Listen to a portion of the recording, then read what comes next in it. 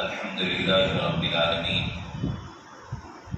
والصلاة والسلام على سيد الأنبياء والمرسلين وعلى آله وأصحابه أجمعين ومن تبعهم بإحسان إلى يوم الدين، أما بعد.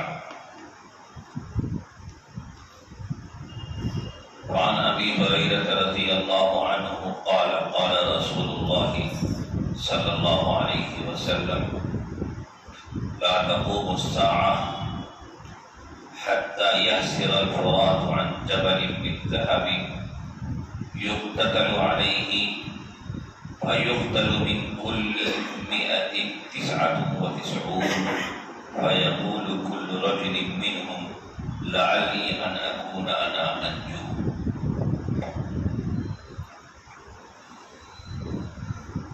وفي رواية: يوشك أن يحسر الفرات عن كنز من ذهب فمن حضره فلا يأخذ منه شيئا، متفق عليه. محترم حضرات، ابھی آپ کے سامنے ایک روایت میں نے پڑھی ہے. اس روایت کے راوی ہیں حضرت ابو ہریرہ رضی اللہ تعالیٰ عنہ. اس روایت میں قیامت سے پہلے پیش آنے والی ایک علامت قیامت کو ذکر کیا گیا ہے. نبی اکرم صلی اللہ علیہ وسلم نے بڑی تفصیل کے ساتھ قیامت کی علامات کو اور قیامت سے پہلے پیش آنے والے حالات کو بیان فرمایا ہے. اس کا ایک اہم مقصد یہ ہے کہ آپ کی امت کے سامنے تمام تفصیلات موجود ہوں تاکہ وہ ان فتنوں سے اور اس وقت کے جو حالات ہیں ان حالات میں اپنے ایمان کو، اپنے دین کو بچا سکے. اس وقت اس بات کی بڑی اہمیت ہے کہ فتنوں سے بچنے کے لیے ہم احادیث سے واقف ہوں جن میں نبی اکرم صلی اللہ علیہ وسلم نے قیامت کے قریب پیش آنے والے حالات کو بیان فرمائے ہیں. ان احادیث سے واقفیت کی وجہ سے ہمارے لیے بہت سے فتنوں سے بچنا آسان ہو جاتا ہے اور بہت سے موقعوں پہ پھیلائی ہوئی غلط فہمیوں میں حقیقت کیا ہے اس کا سمجھنا بھی ہمارے لیے آسان ہو جاتا ہے. یہاں پہ روایت ہے کہ نبی اکرم صلی اللہ علیہ وسلم نے ارشاد فرمایا کہ قیامت اس وقت تک قائم نہیں ہوگی یہاں تک کہ دریائے فرات خشک ہو کر اس سے سونے کا ایک پہاڑ باری ہوگا. وہ دریا بہت طویل اور لمبی دریا ہے، دریائے فرات.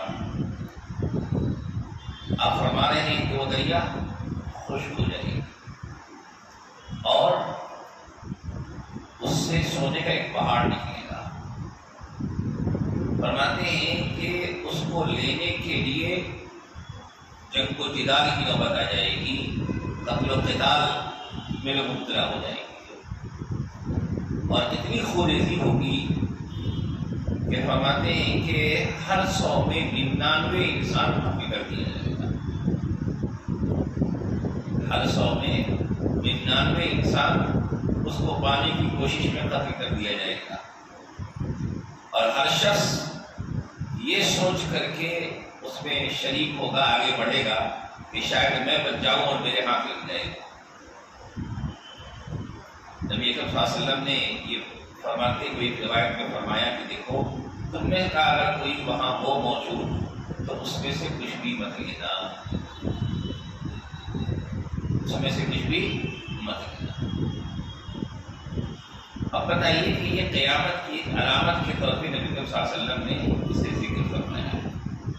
گویا کہ قیامت کے قائم ہونے سے پہلے اس علامت کو بھی پورا ہونا ہے۔ بہت سے لوگ مختلف چیزوں کو دیکھ کر کے دعوے کرنے لگتے ہیں کہ اب فلاں ہو جائے گا، اور اب فلاں سال میں یہ ہو جائے گا، اور فلاں سال میں قیامت آ جائے گی۔ قیامت کا اصلی علم تو اللہ کے پاس ہے۔ ان اللہ عنده علم الساعہ، کب آئے گی قیامت یہ بس اللہ جانتا ہے۔ ہاں، قیامت کی کچھ علامتیں جو نبی اکرم صلی اللہ علیہ وسلم نے بیان فرمائی ہیں، وہ علامتیں اس سے پہلے ضرور پیش آئیں گی، کیونکہ آقا کی فرمائی ہوئی بات غلط نہیں ہو سکتی۔ ان علامتوں کو تو پیش آنا ہے۔ بہت سی علامتوں کو آپ نے ذکر کیا، جن میں سے بہت سی علامتیں پیش آ چکی ہیں، بہت سی علامتیں وہ ہیں جو آج کے دور میں ہم لوگوں کی نظروں کے سامنے ہیں، لیکن قیامت کی جو بڑی بڑی علامتیں ہیں، جن میں سے ایک علامت یہ بھی ہے۔ اسی طریقے سے امام مہدی کا ظہور ہے، حضرت عیسیٰ علیہ السلام کا نزول ہے، دجال کا خروج ہے۔ تو یہ ساری علامتیں جو آپ صلی اللہ علیہ وسلم نے بیان فرمائی ہیں، ان کے پیش آنے کے بعد ہی قیامت آئے گی۔ اور ان علامتوں کا پیش آنا اور یہ یقین رکھنا کہ یہ علامتیں پیش آئیں گی، یہ حالات آئیں گے، اس کے خلاف نہیں ہو سکتا، یہ ہر مسلمان کے ایمان کا لازمی حصہ ہے۔ اور ان باتوں کو ماننا بھی ضروری ہے، کیونکہ ان مضامین کو نبی اکرم صلی اللہ علیہ وسلم سے متواتر روایات میں نقل کیا گیا ہے، اور متواتر روایات کا انکار کرنا اس کی گنجائش نہیں ہے۔ اس سے انسان گمراہی کا شکار ہو جائے گا اور ابتداع کا شکار ہو جائے گا۔ اس لیے ان باتوں کو تسلیم کرنا بھی ضروری ہے کہ جو آقا نے فرمایا ہے وہ ہونا ہے۔ یہ جو علامت ہے کہ یہ حالات ہوں گے،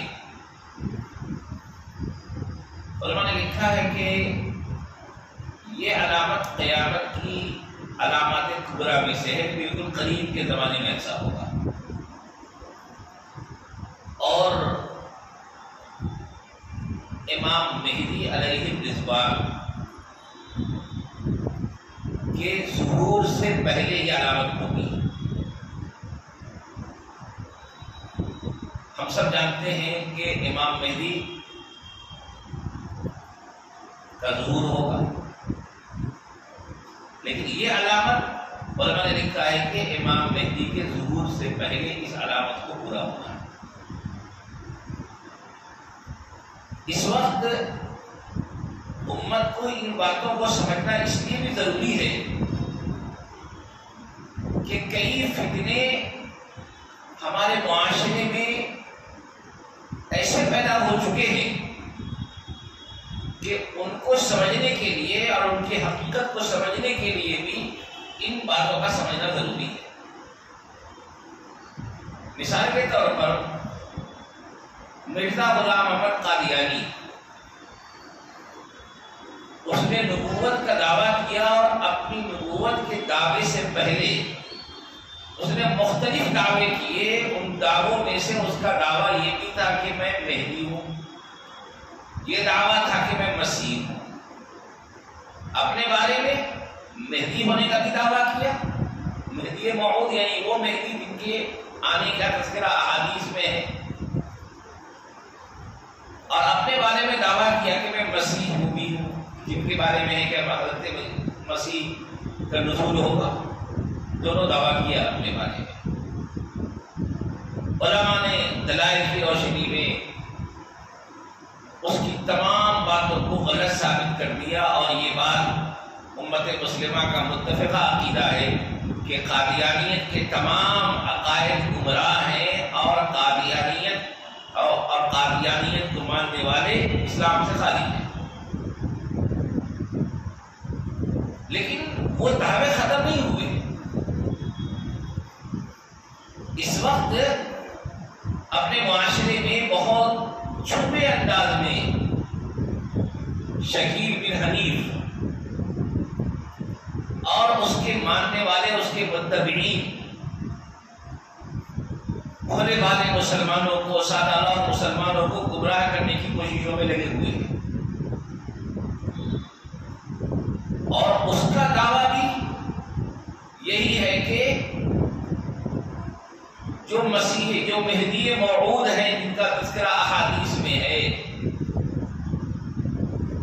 اور جو مسیح نازل ہونے والے ہیں، تو شکیل بن حنیف کو اسی کا مصداق قرار دیتے ہیں اور کہتے ہیں کہ وہی گویا کہ امام مہدی آ چکے ہیں۔ نعوذ باللہ ثم نعوذ باللہ۔ ایک عام انسان جس کی نظر ان احادیث پہ ہوگی، وہ کبھی بھی ایسے جھوٹے انسان کو مہدی اور مسیح مان ہی نہیں سکتا۔ لیکن ہم مسلمانوں میں ان باتوں کا عام ہونا بھی ضروری ہے، اس لیے نبی صلی اللہ علیہ وسلم نے ساری تفصیل امت کے سامنے بیان کر دی کہ مہدی ہوں گے تو ان کے اوصاف کیا ہوں گے، ان کے حالات کیا ہوں گے، مسیح ابن مریم کے حالات کیا ہوں گے، تاکہ ان کی روشنی میں امت ایسے گمراہ لوگوں کو پہچان سکے۔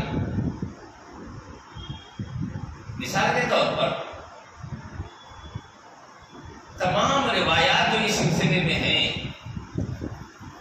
ان روایات سے یہ بات متواتر طریقے پہ ثابت ہے کہ امام مہدی کی شخصیت الگ ہوگی اور حضرت مسیح ابن مریم کی شخصیت الگ ہے۔ یہ دونوں ایک شخصیت، ایک ذات نہیں۔ اب اگر ایک شخص یہ دعویٰ کرے کہ میں مہدی بھی ہوں اور مسیح بھی ہوں،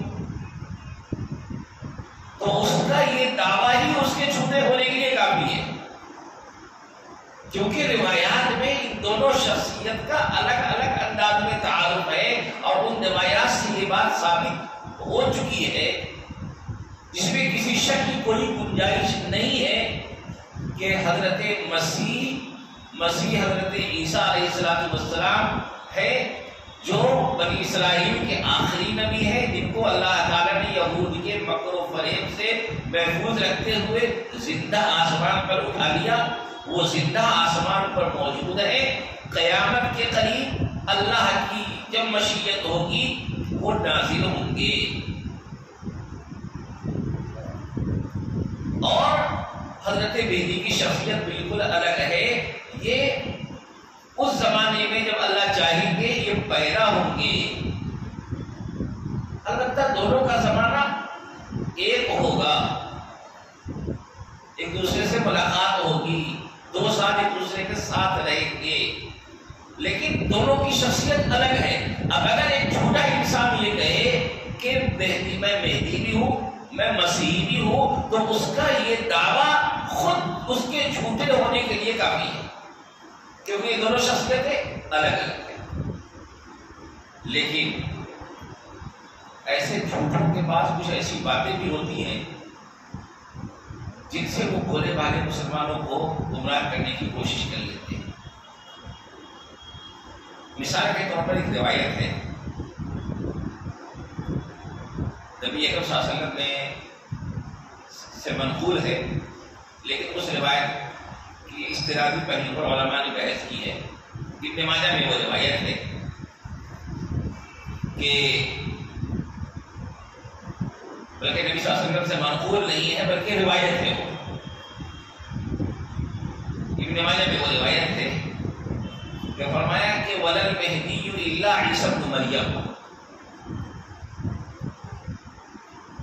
کہ مہدی عیسیٰ ابن مریم ہی ہوں گے۔ اس کا ظاہری ترجمہ ہے، حقیقی ترجمہ نہیں۔ اس کو بنیاد بنا کے وہ کہتے ہیں کہ دیکھیے کہا گیا ہے کہ مہدی عیسیٰ ابن مریم ہی ہوں گے۔ وہ لوگ اپنے آپ کو یہ اپنی بات کو ثابت کرنے کے لیے پیش کر دیتے ہیں اس بات کو، تو اس کا جاننا بھی ہمیں ضروری ہے۔ دیکھیے اصل میں کسی حدیث کے کسی ٹکڑے کو قبول کرنے کے لیے یا اس کے معنی اور مطلب کو سمجھنے کے لیے دیگر روایات پر بھی نظر رکھنا ضروری ہے۔ سب سے پہلی بات تو یہ ہے کہ اس حدیث کو محدثین نے، علامہ ذہبی نے اس کو منکر کہا ہے، علامہ امام حاکم نے، علامہ ابن تیمیہ نے، علامہ مولا علی قاری نے اور دیگر حضرات نے کہا ہے کہ یہ روایت موضوع ہے، قابل قبول نہیں ہے۔ تو ایک طرف متواتر صحیح روایات ہیں جن سے ثابت ہے کہ دونوں کی شخصیتیں الگ الگ ہیں. اس کے بالمقابل یہ ایک روایت جس کی سند بھی کلام سے خالی نہیں، ضعیف ہے، تو کیا ضعیف روایت کو ان روایات کے مقابلے میں لے سکتے ہیں؟ نہیں لے سکتے. بلکہ وہ روایت اس کے بالمقابل جو متواتر صحیح روایات ہیں ان کو لیا جائے گا، اور ان میں ان سے یہ بات ثابت ہے کہ دونوں کی شخصیتیں الگ الگ ہیں. اور اگر اس روایت کو لیا بھی جائے، جیسا کہ بعض لوگوں نے اس کو صحیح غیری کہا ہے، تو اس کا وہ معنی بیان کیا جائے گا کہ جس سے ان روایتوں کے خلاف بات نہ ہو. چنانچہ محدث نے لکھا ہے کہ مہدی کا ایک وصفی معنی ہے، یعنی امام مہدی کا لقب مہدی ہے، حضرت عیسیٰ کی صفت مہدی ہے.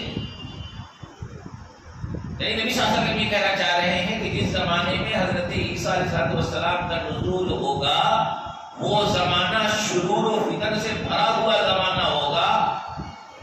اس زمانے میں کامل ہدایت پر ہدایت یافتہ اور ہدایت کے تمام آداب سے واقف سراپا ہدایت یافتہ حضرت عیسیٰ ہوں گے. گویا کہ حضرت عیسیٰ کی کمال ہدایت کو بیان کرنے کے لیے ان کی صفت ذکر کی جا رہی ہے کہ وہ مہدی یعنی ہدایت میں اعلیٰ مرتبے پر فائز ہوں گے. یہ معنی مراد ہے، لقب مراد نہیں ہے. جبکہ حضرت امام مہدی کی صفت مہدی نہیں ہے بلکہ ان کا لقب مہدی ہے. تو اس طریقے سے ان روایات کا معنی اور مفہوم سمجھنے سے اشکال ختم ہو جاتا ہے. تو پہلے اگر کوئی شخص یہ دعویٰ کرے، جیسا کہ شکیل بن حنیفہ اس کی متبین کہتے ہیں کہ یہ مہدی بھی ہے اور مسیح بھی ہے، تو اس کا یہ دعویٰ اس کے جھوٹے ہونے کے لیے کافی ہے، کیونکہ متواتر روایات سے یہ بات ثابت ہے کہ دونوں کی شخصیتیں الگ الگ ہیں.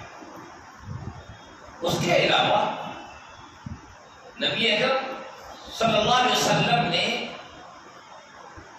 بہت تفصیل کے ساتھ امام مہدی کے حالات بیان فرما دیے تاکہ ان علامات کی روشنی میں بھی متعین کیا جا سکے کہ وہ کوئی دعوے دار مہدی ہے کہ نہیں. مثال کے طور پر نبی صلی اللہ علیہ وسلم نے فرمایا کہ وہ مدینہ منورہ میں پیدا ہوں گے، حضرت فاطمہ کی نسل سے ہوں گے، ایک سلسلے سے وہ حسنی ہوں گے، ایک سلسلے سے حسینی ہوں گے. یعنی علماء نے لکھا کہ والد کے سلسلے سے حسنی ہوں گے اور والدہ کے سلسلے سے حسینی ہوں گے. اب بتائیے ایک وہ شخص جو مدینہ منورہ کے سعودی عرب میں ہی پیدا نہ ہوا ہو، دربھنگہ میں پیدا ہوا،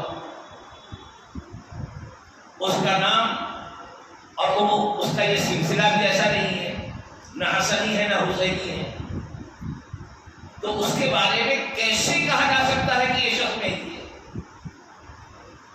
اسی طریقے سے نبی اکرم صلی اللہ علیہ وسلم نے فرمایا کہ یواقع اسمہ اسمی و اسم ابیہ اسم ابی، کہ اس کا نام ان کا نام میرے نام کے جیسا ہوگا اور ان کے والد کا نام میرے والد کے نام کے جیسا ہوگا، کہ موافق ہوگا. ہمارے آقا خاتم النبیین حضرت محمد مصطفیٰ صلی اللہ علیہ وسلم کا نام محمد ہے اور آپ کے والد ماجد کا نام عبداللہ ہے، گویا کہ محمد بن عبداللہ. آپ فرما رہے ہیں کہ ان کا نام میرے نام کے موافق، ان کے والد کا نام میرے والد کے نام کے موافق ہوگا، گویا کہ محمد ابن عبداللہ. جب زیادہ سے زیادہ یہ کہہ سکتے ہیں کہ آپ کے ناموں میں سے ایک نام آپ کا محمد ہے، ایک نام احمد ہے، تو محمد ابن عبداللہ یا احمد ابن عبداللہ. لیکن جس کا نام سرے سے ہی جیسا ہو ہی نہیں، نہ نام میں یکسانیت ہو، نہ والد کے نام میں یکسانیت ہو، تو پھر اس کے بارے میں اس طرح کی باتیں سوچنا، سمجھنا اور کہنا کہیں سے کہیں تک اس کی گنجائش نہیں ہے۔ یہ معیار ہے، اس میں تولا جائے گا۔ اس کے علاوہ یہاں بھی بات ذہن میں رکھیے کہ آپ لوگ سنتے ہوں گے کہ والدہ کا نام بھی آمنہ ہوگا۔ اس سلسلے میں حضرت شاہ رفیع الدین صاحب رحمۃ اللہ علیہ نے علامہ برزندی سے نقل کیا ہے کہ روایات میں مجھے یہ بات نہیں ملی کہ والدہ کے نام میں بھی یکسانیت ہوگی۔ ہاں بعض بزرگوں میں لکھا ہے، لیکن وہ بات روایات میں نہیں ملتی ہے۔ تو اب یہ علامت ہے، اس علامت کی روشنی میں فیصلہ ہوگا کہ کوئی ایسا دعوے دار وہ سچا ہے کہ جھوٹا ہے۔ اور آپ سب سمجھ سکتے ہیں کہ شکیل بن حنیف، یہ تو شکیل ہے، اس کے والد کا نام حنیف ہے، تو وہ کیسے ہو سکتا ہے یہ دعوے دار؟ اور اس دعوے کا میں اس کی سچائی کیسے ہو سکتی ہے؟ اس کے علاوہ نبی اکرم صلی اللہ علیہ وسلم نے امام مہدی علیہ الرضوان کے ظہور سے پہلے کے کچھ حالات بیان فرمائے، جیسے کہ ایک علامت یہ کہ نہر فرات خشک ہو جانے کے بعد سونے کا ایک پہاڑ نکلے گا، اس کے لیے جنگ ہوگی، ہر 100 میں 99 لوگ مارے جائیں گے۔ ابھی تو یہ علامت پوری نہیں ہوئی ہے، ابھی تو وہ نہر بہہ رہی ہے۔ جب تک یہ علامت پوری نہ ہو کوئی دعوے دار کہے کہ میں مہدی ہوں، آقا کے فرمان کی روشنی میں اسے قبول نہیں کیا جا سکتا ہے۔ اس کے علاوہ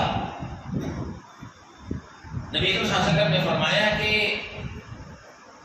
اس سے پہلے سفیانی ایک بادشاہ ظاہر ہوگا جو دمشق کے علاقے میں پیدا ہوگا، عبداللہ سفیانی، بہت ظالم و جابر ہوگا، شام اور مصر میں خون خرابہ کرے گا، خون خرابہ کرتے ہوئے وہ مدینہ منورہ تک بھی پہنچے گا، مدینہ منورہ میں بھی خون خرابہ کرے گا، مسجد نبوی کے سامنے لوگوں کو قتل کرے گا، عورتوں کا پیٹ چاک کرے گا۔ روایت سے معلوم ہوتا ہے کہ اسے پتا چلے گا کہ کچھ لوگ اور ان کے ساتھ امام مہدی مکہ مکرمہ کی طرف چلے گئے، تو پیچھا کرتے ہوئے وہ مکے کی طرف بھی بڑھے گا۔ اسی کتاب کے شروع میں ایک روایت، اس سے پہلے اس پر بات ہو چکی ہے کہ مقام میدان میں یا ایک کھلے میدان میں وہ ہوگا، اس کی پوری فوج ہوگی، کہ اس کی پوری فوج کو اور اس کو وہیں پر زمین میں دھسا دیا جائے گا۔ ابھی تو علامت کو نہیں ہوئی، تو کوئی ایسا دعویٰ کرے کہ میں فلاں ہوں، جب تک ہمارے آقا صلی اللہ علیہ وسلم کی بات پوری نہیں ہوگی اس وقت تک کسی کا دعویٰ قابل قبول نہیں ہو سکتا ہے۔ شکیل بن حنیف ابھی دعویٰ کر رہا ہے، ابھی تو یہ علامتیں پوری نہیں ہوئی۔ اس کے علاوہ بعض لوگ لکھ دیتے ہیں، یا آپ کے پاس ایسی کوئی ویڈیو آئی ہوگی کہ ہمارے اکابرین ہر سال بار بار امام مہدی کو تلاش کرنے کے لیے مکہ جاتے رہتے ہیں۔ اس طرح کی ایک تحریر ہمارے پاس بھی آئی۔ بھائی جب تک وہ اہم علامتیں جو نبی صلی اللہ علیہ وسلم نے بیان فرمائی ہیں ان علامتوں کی تکمیل نہ ہو، علامتیں ظاہر نہ ہو، اس وقت تک تلاش کی بات نہیں ہو سکتی۔ نبی صلی اللہ علیہ وسلم نے فرمایا کہ جس سال امام مہدی کا ظہور ہونے والا ہوگا اس سال رمضان کے مہینے میں، رمضان کی پہلی رات میں چاند گرہن ہوگا، نصف رمضان میں سورج گرہن ہوگا، اور اس ایک رمضان میں 2 مرتبہ چاند گرہن کا واقعہ پیش آئے گا۔ یہ بھی علامت ہے۔ اس سے پہلے ایک آگ ظاہر ہوگی۔ اس کے علاوہ نبی صلی اللہ علیہ وسلم نے فرمایا کہ محرم الحرام کی 10 تاریخ کو امام مہدی کا ظہور ہوگا، امام مہدی علیہ السلام کا ظہور ہوگا۔ اس سے پہلے حج کے مہینے میں ذی الحجہ میں عرب کے قبائل کے درمیان خطرناک جنگ ہوگی، خون خرابہ ہوگا، اتنا خون خرابہ ہوگا، اتنی خطرناک جنگ ہوگی کہ حجاج کرام کو لوٹا جائے گا اور اس قدر لوگوں کو قتل کیا جائے گا کہ جہاں پہ رمی کرتے ہیں وہاں پہ لوگوں کے خون بہ رہے ہوں گے۔ اس قدر فتنہ و فساد پھیل چکا ہوگا۔ اس کے علاوہ اور بھی دیگر علامات نبی صلی اللہ علیہ وسلم نے بیان فرمائے۔ پھر امام مہدی علیہ السلام کے بارے میں آپ نے فرمایا کہ وہ اپنے بارے میں دعویٰ نہیں کریں گے، بلکہ ان کے ظہور سے پہلے کے حالات کو دیکھ کر اور ان کی جو علامتیں نبی اکرم صلی اللہ علیہ وسلم نے احادیث میں ذکر فرمائی ہیں، ان کی روشنی میں اہل اللہ کو تلاش ہوگی کہ اب تو امام مہدی کے ظہور کا وقت آ چکا ہے۔ چنانچہ 10 محرم الحرام کو عشاء کی نماز سے پہلے کچھ اللہ والوں کی نظر پڑے گی امام مہدی پر مقام ابراہیم اور حجر اسود کے درمیان طواف کر رہے ہوں گے، دیکھیں گے تو ان کے سر کے اوپر ایک بادل سایہ فگر ہوگا۔ یہ ساری علامتیں بتائیں گی کہ یہی امام مہدی ہے۔ چنانچہ لوگ ان کو اس سے ملیں گے، اللہ کے کچھ نیک بندے، اور کہیں گے کہ آپ امام مہدی ہیں، اور اس وقت گویا کہ امام مہدی کا ظہور ہوگا۔ ابتدا تو وہ اس بات کو تسلیم نہیں کریں گے، اور بالآخر آواز آئے گی ھذا خلیفۃ اللہ المہدی فاتبعوہ، یہ اللہ کے خلیفہ مہدی ہے، خلیفۃ اللہ مہدی ہے، ان کی تم اتباع کرو۔ میں عرض کر رہا تھا کہ مطاف میں لوگ ان کو پہچانیں گے اور وہاں پہ ان کے ہاتھ پر لوگ بیعت کریں گے۔ پھر عشاء کی نماز ہوگی، عشاء کی نماز کے بعد امام مہدی علیہ السلام لوگوں کے درمیان تقریر کریں گے، ان کو دین کی نصیحت کریں گے، نیکیوں کی ترغیب دیں گے، برائیوں سے رکنے کی تاکید کریں گے۔ اس کے بعد سے مسلمانوں کی قیادت امام مہدی کے ہاتھ میں ہوگی۔ پھر امام مہدی مسلمانوں کی قیادت کرتے ہوئے اس وقت کے حالات میں مسلمانوں کے مسائل کی وہ حل کرنے کی کوشش کریں گے۔ بڑے علاقے پر عیسائیوں کا قبضہ ہو چکا ہوگا۔ امام مہدی مسلمانوں کی قیادت کرتے ہوئے قسط دنیا کو فتح کریں گے، بلاد روم کو فتح کریں گے، القدس یروشلم وغیرہ کو فتح کریں گے، اور یہ قسط دنیا جسے بعد میں اسلام بور کا نام دیا گیا اور وہ آج کل استنبول کے نام سے جو ترکی کے دار حکومت ہے اس کو فتح کریں گے۔ آج تو وہ حالات بھی نہیں۔ روایت میں آتا ہے کہ قسط دنیا کو یعنی استنبول کو فتح کرنے کے بعد امام مہدی علیہ السلام غنیمت کی تقسیم میں مصروف ہوں گے کہ ان کے پاس خبر آئے گی کہ دجال ظاہر ہو گیا۔ چنانچہ خبر کی تحقیق کے لیے کچھ لوگوں کو 10 لوگوں کو امام مہدی علیہ السلام بھیجیں گے۔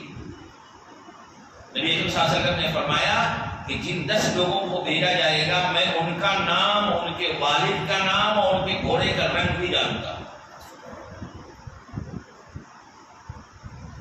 اس سے ایک بات یہ بھی معلوم ہوئی کہ اس زمانے میں ماضی کی طرح گھوڑوں اور تیروں کا زمانہ آ جائے گا۔ آج کی جو چیزیں ہیں حالات سے پتہ چلتا ہے، روایات سے پتہ چلتا ہے کہ یہ چیزیں شاید باقی نہ رہے، زمانہ ماضی کی طرف لوٹ جائے۔ کئی علماء نے ایسا لکھا بھی ہے۔ تحقیق کے بعد یہ بات معلوم ہوگی کہ نہیں یہ خبر غلط ہے۔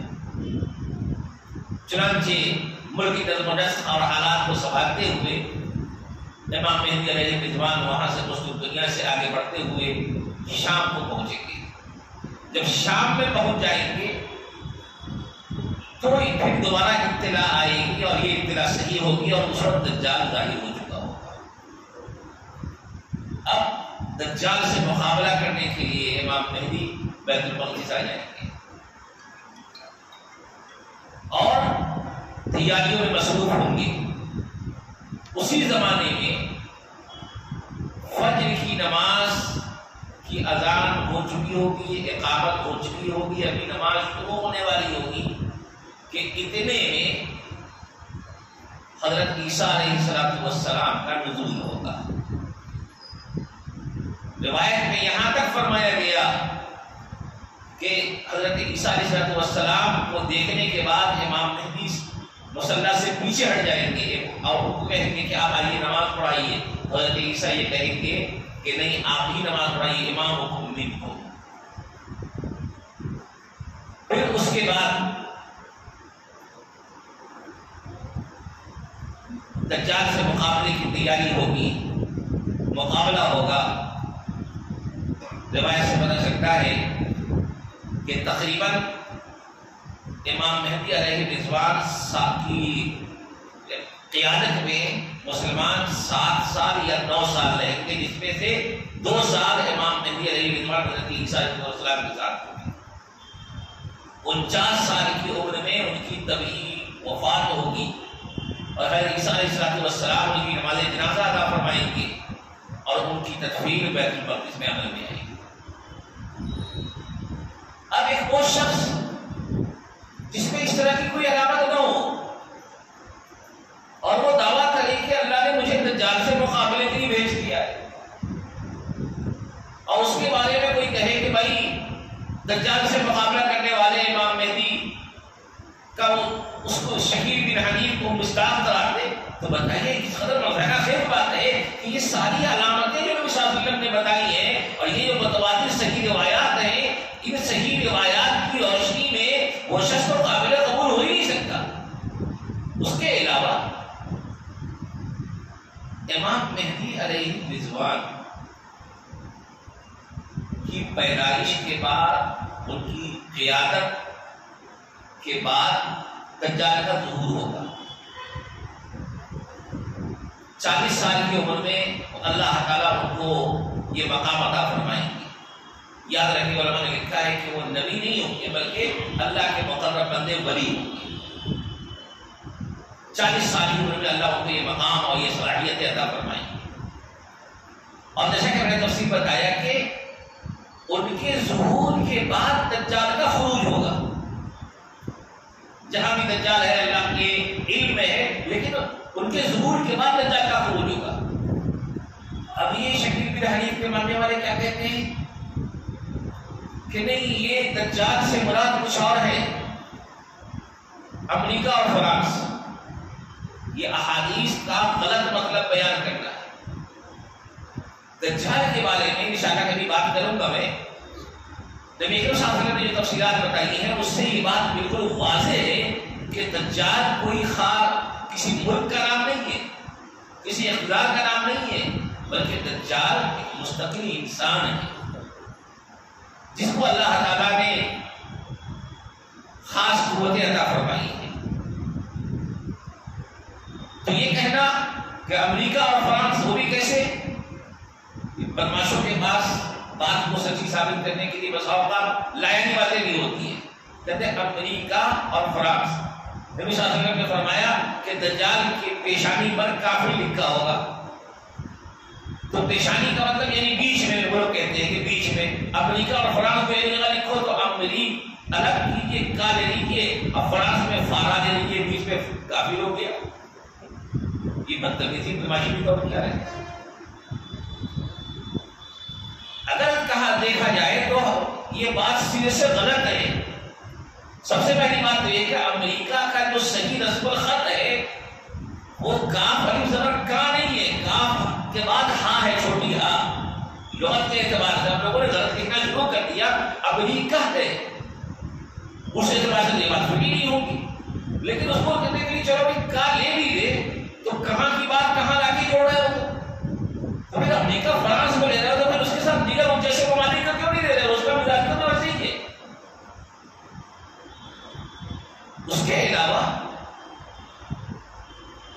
یہ گویا کہ احادیث کی منفرد وضاحت ہے اور ایسی باتیں کہنا ہے کہ جو حدیث کے مفہوم کے بالکل خلاف ہے۔ اس کے علاوہ ان لوگوں کے نظریات اور عقائد اتنے غلط ہیں۔ مثال کے طور پر نبی صلی اللہ علیہ وسلم نے فرمایا کہ دجال کی سواری جو ہوگی بہت تیز رفتار ہوگی۔ دیکھیے اللہ تعالیٰ اپنی قدرت سے کس کو کیا عطا کرتے وہ اللہ کی حکمت، اللہ ہی اس سے علیم و خبیر۔ لیکن احادیث کی ایسی توضیح جو منمانی توضیح ہو اس کی اجازت نہیں۔ فرمایا کہ دجال کی سواری گدھا ہوگی اور بہت تیز رفتار گدھا، فرمایا کہ وہ ایک قدم میں سمندر کو پار کر دے گا۔ تو وہ لوگ کہتے ہیں اس سے بڑا ہوائی جہاز۔ بھائی جب ہمارے آقا صلی اللہ علیہ وسلم نے تعیین کر دی تو حدیث کی ایسی کسی تشریح کی اجازت نہیں ہے جس تشریح کی الفاظ حدیث میں گنجائش نہ ہو، بلکہ وہ اللہ کی قدرت کی نشانی کہ اللہ جیسا چاہے جس کو بنا دے۔ غرضے کہ ان کے نظریات کسی بھی اعتبار سے قابل قبول نہیں ہے، اور یہ دعویٰ کرنا کہ یہ مہدی ہے، امام مہدی علیہ الرضوان کی علامات کی روشنی میں، ان کے فضائل و کمالات کی روشنی میں ایسا انسان تو مہدی نہیں ہو سکتا۔ ہاں جب اللہ کے علم میں یہ بات طے ہے، مقدر ہے، اس وقت امام مہدی کا ظہور ہوگا اور اس وقت مسلمان امام مہدی کی قیادت میں دشمنوں سے مقابلہ کریں گے اور علاقوں کو فتح کریں گے۔ لیکن ان جیسے لوگ یہ گویا کہ مسلمانوں کو گمراہ کرنے کی ترتیب میں لگے ہوئے ہیں۔ ان کی گمراہی سے، ان کی من گھڑت باتوں سے اپنے آپ کو بچانا ہے، اپنی نسل کو بچانا ہے، اپنے گھر کے لوگوں کو بچانا ہے، محلے کے لوگوں کو بچانا ہے۔ یہ لوگ اپنے آپ کو بہت سیدھا سادہ اچھا نیک متقی مسلمان بنا کر کے بھولے بھالے مسلمانوں کے درمیان جاتے ہیں اور اپنے آپ کو بہت نیک ثابت کر کے اس طرح کی غلط فہمیاں لوگوں میں پیدا کر کے لوگوں کو گمراہ کرنے کی کوششوں میں لگے ہوئے ہیں۔ ان سے ہمیں بہت چوکنا رہنا ہے اور ان کی باتوں کو نہ سننا ہے نہ سننے دینا ہے۔ اللہ سے دعا ہے کہ اللہ تعالیٰ ہم تمام لوگوں کو صحیح فہم کی توفیق نصیب فرمائے۔ وآخر دعوانا الحمدللہ رب العالمین۔